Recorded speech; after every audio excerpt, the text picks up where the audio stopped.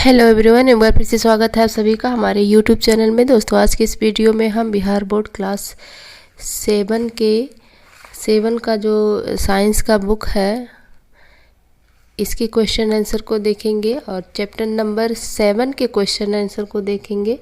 इसके पहले के वीडियो में हमने 6 तक कवर कर लिया है। इस वीडियो में हम चैप्टर 7 के क्वेश्चन आंसर को देखेंगे। तो आइए देखते हैं कि इसका नाम क्या है। चैप्टर का नाम है जंतुओं और पादप में परिवहन। तो देखते हैं ये क्वेश्चन क्या कहता है। देखिए यहाँ पे ये जो पहला क्वेश्चन गया है ये मिलाने के लिए दिया गया है। कॉलम ए का कॉलम बी से मिलाना है ये। जैसे रंध्र का वाष्पोत्सर्जन, जाइलम का जल का परिवहन, मूल रोम जल का अवशोषण, फ्लोएम क्या कहता है भोजन का परिवहन। तो इस तरह से ये का दूसरा, खा का चौथा और गा का पहला और घा का तीसरा। तो इस तरह से ये पहला आंसर कंप्लीट हो जाता है। सेकंड पे देखिए रिक्त स्थान की पूर्ति करनी है। तो ये क्या कह रहा है कि हृदय से रक्त का शरीर के सभी अंगों में परिवहन धमनियों के द्वारा होता है। तो पहले में धमनियाँ रहेगा, दूसरा में लाल रक्त है, तीसरा में देखिए केशिकाओं, और घा में है हार्ट बीट, और अंगा नहीं दिया है। चा में है मूत्र, छा में दिया है लवण, जा में दिया है मूत्र और झा में दिया है वाष्पोत्सर्जन।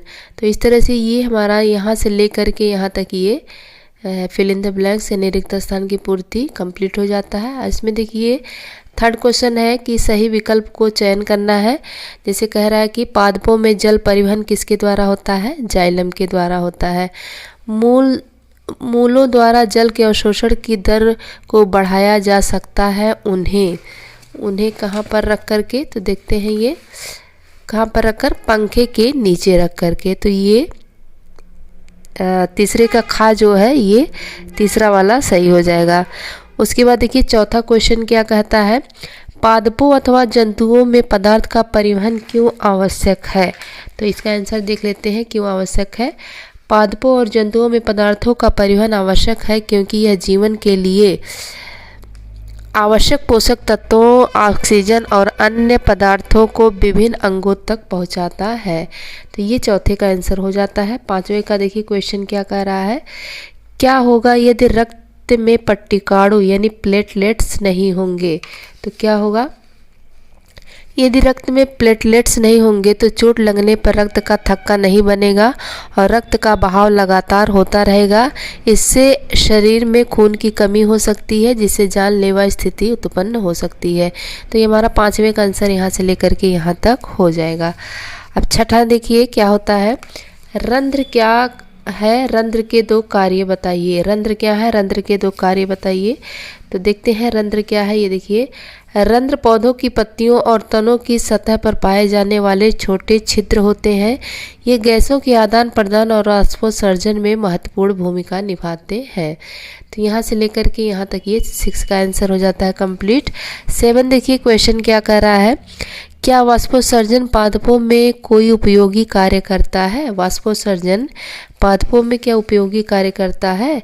तो 7 का देखिए क्या है यहाँ पे आंसर ये, हाँ वाष्पोत्सर्जन पौधों के लिए एक उपयोगी कार्य करता है।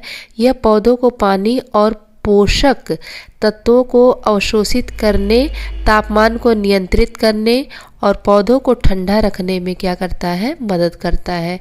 तो ये हमारा 7 का आंसर हो जाता है कंप्लीट यहाँ से लेकर के यहाँ तक। आइए देखते हैं कि क्वेश्चन नंबर 8 क्या कह रहा है। देखिए कह रहा है कि रक्त के घटकों के नाम बताइए। रक्त के घटकों के नाम क्या है। तो ये देखिए आंसर यहाँ है, रक्त के 4 मुख्य घटक हैं उसका नाम बताना है। तो पहला है प्लाज्मा, दूसरा है लाल रक्त कोशिकाएं, तीसरा है श्वेत रक्त कोशिकाएं और चौथा क्या है, प्लेटलेट्स। तो रक्त के 4 घटक हैं, ये पहला है, ये दूसरा, ये तीसरा और ये चौथा। तो इस तरह से 8 का आंसर कंप्लीट हो जाता है। आइए देखते हैं कि 9 का क्या आंसर कहता है। देखिए 9 कह रहा है कि शरीर के सभी अंगों को रक्त की आवश्यकता क्यों होती है। तो क्यों होती है, तो देखिए इसका आंसर है ये क्योंकि रक्त शरीर के लिए आवश्यक विभिन्न पदार्थों का परिवहन करता है, जैसे कि ऑक्सीजन, पोषक तत्व और हार्मोन और अपशिष्ट उत्पादों को भी हटाता है।